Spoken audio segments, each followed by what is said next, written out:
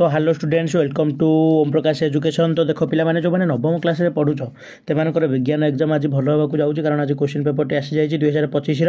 विज्ञान question paper. तो चलो डेरी नक डिस्कसन करवा। देख सब्जेक्टिव मुझे कौन सब्जेक्टिव पे ऑब्जेक्टिव तो मैंने पढ़ी प्रैक्टिस करदेव ना ऑब्जेक्टिव वीडियो देखा हम जब आनिक मुझे तेणुक कही रखुच्छी चैनल को पे आम सब्सक्राइब कर दिखाँ 30K टे पहुँचे दिखाँ 22K सब्सक्राइबर हो गला 30K टे पहुँचे दिखाँ। तो चलो डेरी नक डिस्कसन करवा। एग्जाम आज तो भल होगा जाऊँगी। देख कौन देती फिजिकल साइंस बाष्पीभवन कहले कौन बुझ पे बाष्पीभवन फास्ट क्वेश्चन आई और बाष्पीभवन हार क्यों क्यों कारक प्रभाव करे माने कौन कौन है बाष्पीभवन रेट माने बढ़ियो कमियो तापर देखिए द्रवण कहले कौन बुझ सेकेंड चैप्टर माने फास्ट गोटे सेकेंड 4 मार्किया क्वेश्चन पड़े तुम दुईटा भितर गोटे कर बुझिपारे ना बुझिपारे बाष्पीभवन कहले कौन बुझ द्रवण कहले कौन बुझ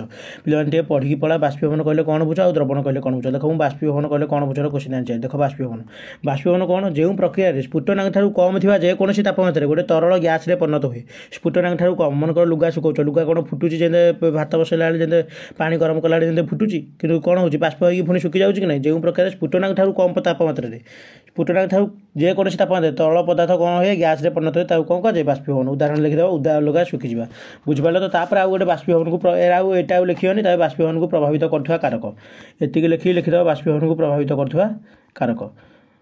बाष्पीभवन को प्रभावित करुवा कारक कौन पृष्ठतल क्षेत्रफल उदा लुगाटा पृष्ठतल क्षेत्रफल बढ़े शुकईदे से शीघ्र हो तापमात्रा जो अधिका हे से शीघ्र शुखियो आर्द्रता ये हेल्ले कम शुखियो पवनर बेग हेल्ले पवन द्वारा शीघ्र शुखियो आउ गोटे बाष्पीभवन कौन बुझा तो स्फुटनांक ठारू कम तापमात्रा जदि अक्षर को वार्ड देकी लिखा चाहूँ तो यूटा लिखिदे पार कौन एक निर्दिष्ट तापमात्रा गैस बा तरल कठिन पदार्थ रही कणिका गुड़ी भिन्न भिन्न परिमाण में गतिलाभ शक्तिलाभ करते कौन निर्दिष्ट तापमात्रा गैस तरल कठिन रही कणिका गुड़ी भिन्न भिन्न परिमाण में शक्ति लाभ करते तरल पृष्ठ भाग में अल्प संख्यक अणुरे अधिक शक्ति गतिज शक्ति थाए तरल पृष्ठ ना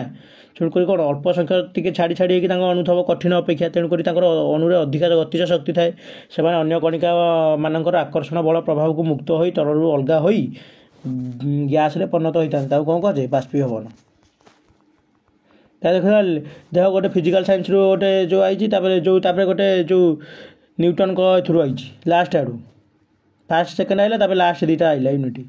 तापर पे लेखचित्र साहाय्य गतिर प्रथम समीकरण व्युत्पत्ति कर गतिर प्रथम समीकरण फास्ट लॉ ऑफ मोशन बा न्यूटन को द्वितीय नियम लेख यार व्याख्या कर न्यूटन को द्वितीय लॉ कौन ए फिजिकल टू एम ए यहाँ लिखिक तो मैंने व्याख्या करद ए फिजिकल टू एम ए मत सुझा हे देख न्यूटन को द्वितीय नियम आग संवेग लिखिक लिख P is equal to M V संवेग हूँ सदिश राशि तापर न्यूटन को द्वितीय नियम कौन P is equal to M V संवेग हूँ सदिश राशि तापर ए फिजिकल टू एम ए हम संवेग वस्तुत इंटू परिवेग ताने संवेग लिखिदेला कि न्यूटन को आहु टी हम प्रूव करा पड़े। तापर क्रिया और प्रतिक्रिया मध्य पार्थक्य क्रिया प्रतिक्रिया मध्य पार्थक्य लेख ना केन्द्रापसारण पद्धति पे क्रिया प्रतिक्रिया मैंने एक्शन रिएक्शन फोर्स बल गति नियम रही न्यूटन स्टार लॉ तो एवरी रिएक्शन दिया इक्वल एंड अपोजिट रिएक्शन यहाँ करिए ना केन्द्रापसारण पद्धति पे मो मत तुम पे सुझा हे 3 मार्किया दुईटी प्रयोग लेख। तो केन्द्रापसारण पद्धति लिखिदेव केन्द्रापसारण पद्धति कौन जे दुईटी मिशु न तरल पदार्थ को मिश्रण में दुईटी मिशु न तरल पदार्थ को मिश्रण में अलग करने पद्धति को कौन कहुए आम केन्द्रापसारण पद्धति कहुए उदाहरण कौन रोग निर्णय मलमूत्र रोग परीक्षा व्यवहार हो कौन केन्द्रापसारण पद्धति पे बुझिपारे तो आ क्षीर लहुणी बाहर करने क्षीर घी बाहर करने कौ पद्धति यूज कर केन्द्रापसारण पद्धति दुईटी मिशु न तरल पदार्थ को दुईटा अलग अलग सब लिक्विड थब तरल पदार्थ थब को अलग करा केन्द्रापसारण पद्धति कहुए पे फास्ट सेकेंड विषय तुम इजी हम थार्ड फोर विषय टी आड हम फास्ट सेकेंड और थार्ड फोर पड़ो तब ऊर्ध्वपातन कहले कौन बुझ उदाहरण माध्यम बुझा पे ऊर्ध्वपातन कौन कठिनटा तरल को न जाए कि बरफ को तरल कर से फास्ट जल होपर बाष्प होती कठिनता तरल को न जाए डायरेक्ट गैस हो बुझिपारे तो कठिन जो प्रक्रिया कठिन तरल को न जाए सीधा सरल गैसीय अवस्था को जाए उदाहरण कौन गंधकर्पूर देख ऊर्ध्वपातन कहले कौन बुझ गोटे हैंड रिटर्न नोट आनी ऊर्ध्वपातन कहले हूँ कौन जो अवस्था परिवर्तन है कठिन तरल अवस्था को न जाए सीधा सड़क गैसीय अवस्था को ऊर्ध्वपातन कहुए सीधा सड़क उदाहरण कौन गोटे चीना माटी चाइना जो डिश चीना माटी पात्र में कर्पूर गुंड नहीं एक उदाहरण फल करे हाँ कर्पूर गुंड नहीं गरम कर से कौन हम तो न तरल कि डायरेक्ट ठंडा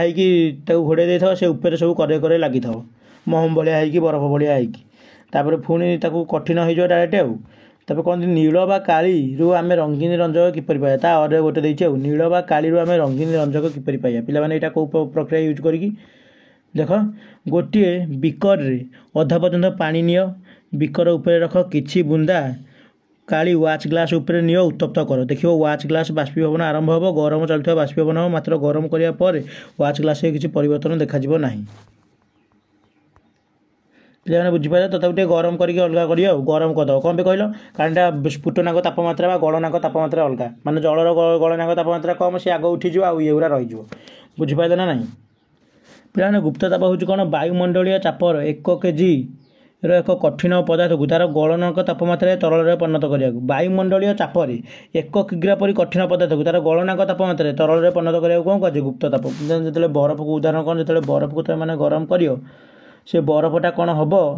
ତା ତାପଟା କନଷ୍ଟାଣ୍ଟ ରହିଥିବ ଯେ ପର୍ଯ୍ୟନ୍ତ ବରଫ ନ ତଳିଛି ସେ ପର୍ଯ୍ୟନ୍ତ ଜଳ ପାଣି ତାତିବନି ବୁଝିପାରିଲେ ତ ତାପରେ ପରିବେଗ କହିଲେ କ'ଣ ବୁଝ ଏହାର ଏକକ ବା ତରଳ ପଦାର୍ଥ ଦୁଇଟି ଧର୍ମ ତରଳ ପଦାର୍ଥ ଦୁଇଟି ଧର୍ମ ଲେଖିଦେବ ତରଳ ପଦାର୍ଥ ହେଉଛନ୍ତି କ'ଣ ନିମ୍ନଗାମୀ ଆଉ ତରଳ ପଦାର୍ଥର ଆଉ ଗୋଟେ ଧର୍ମ ଲେଖିଦେବ ବା ପରିବେଗ କହିଲେ କ'ଣ ବୁଝ ତୁମେ ମାନେ ଲେଖିଦେବ ପରିବେଗ ମାନେ କ'ଣ ଭି ଭି ଯୁଗରେ କ'ଣ ସ୍ପିଡ଼ ଅପନ ଟାଇମ୍ ଏକକ ସମୟରେ ଅତିକ୍ରାନ୍ତ ଦୂରତାକୁ ଆମର କ'ଣ କୁହାଯାଏ ପରିବେଗ କୁହାଯାଏ ଦେଖ ପରିବେଗ ହେଉଛି କ'ଣ ଏକକ ସମୟରେ ବସ୍ତୁ ଅତିକ୍ରାନ୍ତ ବିସ୍ଥାପନକୁ ବା ଦୂରତାକୁ ଏକକ ସମୟରେ ଅତିକ୍ରାନ୍ତ ବିସ୍ଥାପନକୁ ଲେଖିଦେବ ଆଉ ଭି ଇକ୍ୱାଲ୍ ଟୁ S/T ଆଉ ତାପରେ ସମ୍ବେଗ କହିଲେ କ'ଣ ପରିବେଗ କହିଲେ କ'ଣ ବୁଝ ଏଇଟା ଆଶା ତୁମେ ଲେଖିଦେବ ତାପରେ ସମ୍ବେଗ କହିଲେ କ'ଣ ବୁଝ SI ପଦ୍ଧତି ପିଲାମାନେ ସମ୍ବେଗ କ'ଣ P equal to MV P equal to ଆମର କ'ଣ MV ସମ୍ବେଗ ହେଉଛି କ'ଣ ବସ୍ତୁତ୍ୱ ଗୁଣନ ପରିବେଗ ପିଲାମାନେ ଲେଖିଦେବ ସମ୍ବେଗ ହେଉଛି ଏକ ଭୌତିକ ରାଶି ଯାହା ବସ୍ତୁତ୍ୱ ଆଉ ପରିବେଗର ଗୁଣଫଳ ଦେଖ ସମ୍ବେଗ ହେଉଛି ବସ୍ତୁତ୍ୱ ରାଶି ଯାହା ବସ୍ତୁତ୍ୱ ଆଉ ପରିବେଗର ଗୁଣଫଳ SI ଏକକ କ'ଣ M ର ହେଉଛି କେଜି V ର ହେଉଛି ମିଟର ପର ସେକେଣ୍ଡ କେଜି ଇଣ୍ଟୁ ମିଟର ପର ସେକେଣ୍ଡ ବା କେଜି ମିଟର ସେକେଣ୍ଡ ଇନଭର୍ସ ପାଠ ତା ପିଲାମାନେ ଦେଖିଲ ତାପରେ ଏଥର ପିଲାମାନେ ଜୀବବିଜ୍ଞାନ ଲାଇଫ୍ ସାଇନ୍ସରୁ ଆଇଲା ଜୀବବିଜ୍ଞାନରୁ କୋଶ୍ଚିନ୍ ଅନ୍ୟ ଯେଉଁ ଆଉ ଗୋଟେ ବହି ଖାଦ୍ୟ ଉତ୍ପାଦନ ବୃଦ୍ଧି କରିବା ପାଇଁ କି ପଦକ୍ଷେପ ନେବ ତାର ଉଲ୍ଲେଖ କରେ ପିଲାମାନେ ଏଇଟା ବହୁତ ଲଙ୍ଗ କୋଶ୍ଚିନ୍ ହେଇପାରେ ନହେଲେ ଜୀବମାନଙ୍କର ଶ୍ରେଣୀ ବିଭାଗର ପଦାନୁକ୍ରମ ମାନେ ଏଇଟା ଲେଖିଦେବ ତୁମମାନଙ୍କ ପାଇଁ ଇଜି ହେବ ଜାତି ପ୍ରଜାତି ବଂଶବର୍ଗ ଶ୍ରେଣୀ ପର୍ବ ଦେଖ କେମିତି ଲେଖିବ କିନ୍ତୁ ଟିକେ ସଜେଇକି ଲେଖିଦେବ ଶ୍ରେଣୀ ବିଭାଗର ସବୁଠୁ କ୍ଷୁଦ୍ରତମ ହେଉଛି ଜାତି ତାପରେ ଜାତି ମିଶିକି କ'ଣ ହେବ ପ୍ରଜାତି ତାପରେ ପ୍ରଜାତିମାନଙ୍କର ସମାହାରରେ ବଂଶମାନଙ୍କର ସମାହାରରେ ବର୍ଗମାନଙ୍କର ସମାହାରରେ ଶ୍ରେଣୀମାନଙ୍କର ସମାହାରରେ ପର୍ବମାନଙ୍କର ସମାହାରରେ ଉଦ୍ଭିଦ ଜଗତ ବା ପ୍ରାଣୀ ଜଗତ ବୁଝିପାରିଲ ନା ବୁଝିପାରିଲନି ତାପରେ କେତେକ ବଂଶକୁ ଆମେ ସବ୍ ଫାଇଲମ୍ ଉପବଂଶ ଉପଜାତି ଏମିତି ମଧ୍ୟ ଭାଗ କରାଯାଇଛି ପିଲାମାନେ ଏମିତି ଲେଖିଦେବ ଏତିକି ଲେଖିଦେଲେ କାମ ଶେଷ ତାହେଲେ ଦେଖିଦେବ ଆମ୍ଫିବିଆ ଶ୍ରେଣୀର ପ୍ରାଣୀମାନଙ୍କର ଶାରୀରିକ ବିଶେଷତ୍ୱ ଲେଖ ଆମ୍ଫିବିଆ ମାନେ ବେଙ୍ଗ বা ପ୍ରାକ୍ନଷ୍ଟୀୟ ସୁନଷ୍ଟୀୟ ମଧ୍ୟରେ ପାର୍ଥକ୍ୟ ଲେଖ ପିଲାମାନେ ପ୍ରାକ୍ନଷ୍ଟୀୟ ସୁନଷ୍ଟୀୟ ପାର୍ଥକ୍ୟ ତୁମମାନଙ୍କ ପାଇଁ ଇଜି ହେବ ଏଇଟା ବି ଇଜି ହେବ ତ ପ୍ରାକ୍ନଷ୍ଟୀୟ କୋଷ ଏଇଟା କୋଷରୁ ପଇଲା କୌଣସି ଝିଲ୍ଲିରେ ଆବୃତ କୋଷ ଅଙ୍ଗିକା ନଥାଏ ପ୍ରାକ୍ନଷ୍ଟୀୟ ମାନେ ତାଙ୍କର କୋଷ ଅଙ୍ଗିକା କିଛି ନଥିବ ସେଲ୍ ଅର୍ଗାନେଲ୍ କିଛି ନଥିବ ମାଇଟୋକଣ୍ଡ୍ରିଆ ଭଳିଆ ସୁନଷ୍ଟୀୟ ମାନେ ସମସ୍ତ ମାଇଟୋକଣ୍ଡ୍ରିଆ ଗଲ୍ଗି ବଡି ଏଣ୍ଡୋପ୍ଲାଜମିକ୍ ରେଟିକୁଲମ୍ ଆଦି ଭଲ ଭାବରେ ଦେଖାଯାଇଥାଏ ବୁଝିପାରିଲ ତ ଆଗ କୋଷ ଅଙ୍ଗିକା ନଥାଏ ଏଥିରେ କୋଷ ଅଙ୍ଗିକା ଥାଏ ସେକେଣ୍ଡ ପଏଣ୍ଟ କ'ଣ ନଷ୍ଟିତା ଭିତରକୁ ଯିବ ଆଗ କୋଷ ଅଙ୍ଗିକା ଦେଖିବ ତାପରେ ନଷ୍ଟିତା ଆଉ ଗୋଟେ କୋଷ ଭିତରକୁ ଯିବ ନଷ୍ଟିଟି ସୁସଂଗଠିତ ନୁହେଁ ଏଥିରେ ନଷ୍ଟିଟି ସୁସଂଗଠିତ ତାପରେ ମନେ ରଖିବ ନଷ୍ଟିଟି ସୁସଂଗଠିତ ନୁହେଁ ତେଣୁକରି ନଷ୍ଟି ଝିଲ୍ଲି ନଥାଏ ଏଠି ନଷ୍ଟି ଝିଲ୍ଲି ଥାଏ ତାପରେ କେବଳ ଏକମାତ୍ର ଗୋଲାକାର DNA ଥାଏ ଏକାଧିକ ରୈଖିକ DNA ଥାଏ ବୁଝିପାରିଲ ତ ଏତିକି ଲେଖିଦେବ କାମ ଶେଷ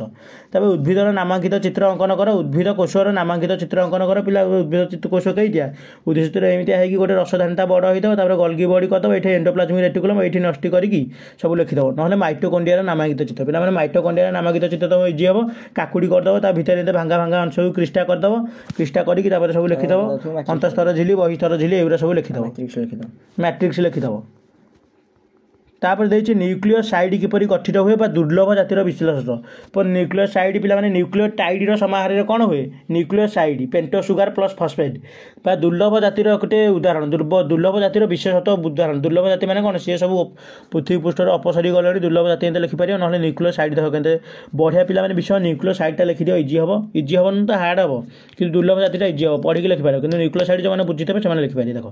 ଯବକ୍ଷାରୀୟ କ୍ଷାରକ ପ୍ରାୟ 4 ପ୍ରକାର କ୍ଷାରକକୁ ନେଇ ଗଠିତ ଗୋଟେ ହେଉଛି adenine guanine cytosine thymine ATCG କ'ଣ ATCG adenine guanine cytosine thymine adenine guanine cytosine thymine ATCG adenine thymine cytosine guanine ATCG ମନେ ରଖ ATCG ଆଡେନାଇନ୍ ଗୁଆନାଇନ୍ ସାଇଟୋସିନ୍ ତାପରେ ମନେ ରଖ ପ୍ରତ୍ୟେକ DNA ଅଣୁ 4 ପ୍ରକାର କ୍ଷାରକକୁ ନେଇ ଗଠିତ କ'ଣ RNA ଅଣୁରେ ଥାୟାମିନ୍ ବଦଳରେ ୟୁରାସିଲ୍ ଥାଏ ଶୁଣ DNA ଥାଏ ATCG କିନ୍ତୁ RNA ଥାଏ ATCU ଗୁଆନାଇନ୍ ବଦଳରେ କ'ଣ ଥବ you ଥବ ଆଡେନାଇନ୍ thiamine ଗୁଆନାଇନ୍ ୟୁରାସିଲ୍ ATCG adenine thiamine ଗୁଆନାଇନ୍ ସାଇଟୋସିନ୍ କିନ୍ତୁ ଏଠାରେ ୟୁରାସିଲ୍ ଥବ ଆଉ କାହା ବଦଳରେ ଥାୟାମିନ୍ ବଦଳରେ ATCG ବା ଏଇଟା AUCG ୟୁ ଥବ ତାପରେ ମନେ ରଖ ପଞ୍ଚ ଅଙ୍ଗାରୀୟ ଶର୍କରା ବା ପେଣ୍ଟୋ ସୁଗାର କ'ଣ ପେଣ୍ଟୋ ସୁଗାର କେମିତି ଗଠିତ ତାକୁ ନ୍ୟୁକ୍ଲିଓସାଇଡ୍ କୁହାଯାଏ ଯେଉଁ ଏକକ ସୂତ୍ରରେ ପଞ୍ଚ ଅଙ୍ଗାରୀୟ ଶର୍କରା ଯବକ୍ଷାରୀୟ କ୍ଷାରକ ପେଣ୍ଟୋ ସୁଗାର ପ୍ଲସ୍ ନାଇଟ୍ରୋଜେନ୍ ବେସ୍ ଯବକ୍ଷାରୀୟ କ୍ଷାରକ ଏବଂ ପଞ୍ଚ ଅଙ୍ଗାରୀୟ ଶର୍କରା ମିଶିକି କ'ଣ ହେବ ନ୍ୟୁକ୍ଲିଓସାଇଡ୍ ବୁଝିପାରିଲ ତ ପିଲାମାନେ নহলে କ'ଣ ଦେଇଛି ଥାଲୋଫାଇଟ୍ ଆଉ ବ୍ରାୟୋଫାଇଟ୍ ମଧ୍ୟରେ ଦୁଇଟି ପାର୍ଥକ୍ୟ ଲେଖ ଓ ରାସାୟନିକ ସାର ଖତ ସାର ମଧ୍ୟରେ ଦୁଇଟା ପାର୍ଥକ୍ୟ ଲେଖ। ପିଲାମାନେ ରାସାୟନିକ ସାର ଖତ ସାର ବି ପାର୍ଥକ୍ୟ ପୁରା ହେଇଛି। ରାସାୟନିକ ସାରରେ ହ୍ୟୁମସ୍ ପରିମାଣ କମ୍ ଥାଏ, ଖତ ସାରରେ ହ୍ୟୁମସ୍ ପରିମାଣ ଅଧିକା ଥାଏ। ଖତ ସାର ହେଉଛି ପରିବେଶ ପାଇଁ ଉପଯୋଗୀ, ରାସାୟନିକ ସାର ପରିବେଶ ପାଇଁ ଅନୁପଯୋଗୀ। ଆଉ ରାସାୟନିକ ସାରରେ ପୁଷ୍ଟି ସାର ଅଧିକା ଥାଏ, ପୁଷ୍ଟି ସାର ବା ପୋଷକ ତତ୍ତ୍ୱ ଅଧିକା ଥାଏ, ଖତ ସାରରେ ଅପେକ୍ଷାକୃତ କମ୍ ପରିମାଣରେ ଥାଏ। ପିଲାମାନେ ଏଇଟା ମଧ୍ୟ ଲେଖିପାରିବ, ସୁଜା ଅଛି, ନହେଲେ ଥାଲୋଫାଇଟା ବ୍ରାୟୋଫାଇଟା ଲେଖିଦେବ। ଥାଲୋଫାଇଟା ପୁରା ସୁଜା, ଯଦି ଚାହିଁବ ଦୁଇଟାକୁ ବି ଲେଖିପାରିବ। ଥାଲୋଫାଇଟା ଏମାନଙ୍କର ଆକାର ସରଳ, ଏମାନଙ୍କର ଶରୀର ଗଣ୍ଡି ଚେର ପତ୍ର ଆଦିରେ ବିଭକ୍ତ ନ ହୋଇ ଅବିଭକ୍ତ ଥାଲସ୍ ଆକାରରେ ରହିଥାଏ। ଏକକୋଷୀ ବା ବହୁକୋଷୀ ସମ୍ବାହୀ ଟିସ୍ୟୁ ନଥାଏ। ଉଦାହରଣ ଲେଖିଦେବ। ଏ ଉଦାହରଣ ଲେଖିନି, କିନ୍ତୁ ମୁଁ ଏଥିରେ ଉଦାହରଣ ପିଡ଼ିଏଫ୍ରେ ନାହିଁ, କିନ୍ତୁ ଉଦାହରଣ ଟିକେ ଲେଖିଦେବ। ଥାଲୋଫାଇଟାର ବ୍ରାୟୋଫାଇଟା ଉଦାହରଣ। ତାପରେ ଏମାନଙ୍କର ଶରୀର କାଣ୍ଡ ମୂଳ ଚେପ୍ଟା ଆଦି ବାରି ହୁଏ ନାହିଁ, ଏମାନଙ୍କର ଗଣ୍ଡି ଭଳିଆ ଥାଏ, ଏମାନଙ୍କର ଥାଏ ହେଲେ ବାରି ହୁଏ ନାହିଁ। ଆଉ ଖାଦ୍ୟ ଜଳ ସଂଗ୍ରହ କରିବା ପାଇଁ ମନେ ରଖ, ଶରୀରକୁ ଝଡ଼ି ରଖିବା ପାଇଁ ରାଇ ଜଡ଼େ ଥାଏ। କ'ଣ ରାଇ ଜଡ଼େ ଥାଏ, ବୁଝିପାରିଲ ତ? ତାପରେ ପୁରା ମାନେ ବଢ଼ିଆ ଗୋଟେ ଅଛି, ଭାରତୀୟ ମହୁମାଛି ଓ ଇଟାଲୀୟ ମହୁମାଛି ମଧ୍ୟରେ ଦୁଇଟା ପାର୍ଥକ୍ୟ ଲେଖ। ଭାରତୀୟ ମହୁମାଛି ଓ ଇଟାଲୀୟ ମହୁମାଛି ମଧ୍ୟରେ ଦୁଇଟା ପାର୍ଥକ୍ୟ କାହା କାହା ଭିତରେ ଲେଖିବ? ଭାରତୀୟ ମହୁମାଛି ଏବଂ ଇଟାଲୀୟ ମହୁମାଛି। ପିଲାମାନେ ଭାରି ସୁଜା, ଦେଖ ଏଇଠି ମୁଁ ଲେଖିକି ଆଣିଛି। ଭାରତୀୟ ମହୁମାଛି, ଶୁଣ, ଭାରତୀୟ ମହୁମାଛିମାନଙ୍କର ମହୁ ସଂଗ୍ରହ କ୍ଷମତା କମ୍, କିନ୍ତୁ ମହୁ ସଂଗ୍ରହ କରିବା କ୍ଷମତା ଇଟାଲୀୟ ମହୁମାଛିଙ୍କର ଅଧିକ। ଭାରତୀୟମାନେ ଅଧିକା ହିଂସ୍ର ପ୍ରକୃତିର, ଏଇଟା କମ୍ ହିଂସ୍ର ପ୍ରକୃତିର। ତାପରେ କ'ଣ, ମହୁ ଫେଣାରେ ଭାରତୀୟ ମହୁମାଛିମାନେ କମ୍ ସମୟ ଧରିକି ଉଡ଼ିଯାଆନ୍ତି, କିନ୍ତୁ ଇଟାଲୀୟ ମହୁମାଛି ଅଧିକା ସମୟ ରହନ୍ତି। ତେଣୁକରି କେଉଁ ମହୁମାଛି ଭଲ? ଇଟାଲୀୟ ମହୁମାଛି ଭଲ। ତାପରେ ସମୁଦ୍ରରୁ ମାଛ ଧରିବା ପାଇଁ କେଉଁ ନୂତନ ପଦ୍ଧତି ଉପଯୋଗ କରାଯାଇଛି, ବା ପ୍ରାକୃତିକ ଜଳାଶୟରେ ମାଛ ଜାଆଁଳ ସଂଗ୍ରହ କରିବା ପାଇଁ କି ଅସୁବିଧା ମାନ ଦେଖାଯାଏ? ପିଲାମାନେ ଏଇଟା ତୁମମାନଙ୍କ ପାଇଁ ଇଜି ହେବ। କ'ଣ ଅସୁବିଧା ଦେଖାଯାଏ? କାରଣ ମାଛ ସଂଗ୍ରହ କଲାବେଳେ ସବୁ ମାଛ ମିଶିକି ଥିବେ, କେଉଁ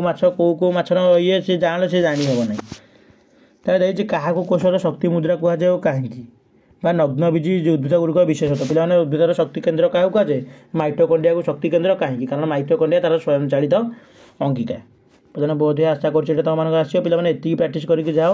ପରୀକ୍ଷାରେ ଭଲ ହେବ। ପିଲାମାନେ କହି ରଖୁଛି, ଆମ 30K ସବସ୍କ୍ରାଇବର ପିଲାମାନେ ପର୍ଯ୍ୟନ୍ତ ଟିକେ କମ୍ପ୍ଲିଟ୍ କରିଦିଅ। କ୍ଲାସ୍ 9 ଯେଉଁମାନେ ଦେଖୁଛ, ଆଉ ସବସ୍କ୍ରାଇବର କମ୍ପ୍ଲିଟ୍ କରିଦିଅ ଏବଂ ଭିଡ଼ିଓଟି ଭଲ ହେବ। ପରୀକ୍ଷା ଆଜି ଭଲ ହେବ। Best of luck. Thank you. ଦେଖା ହେବା ଆଉ ଗୋଟେ ଭିଡ଼ିଓରେ। ଯାହା ଅସୁବିଧା ତୁମର କମେଣ୍ଟ କର।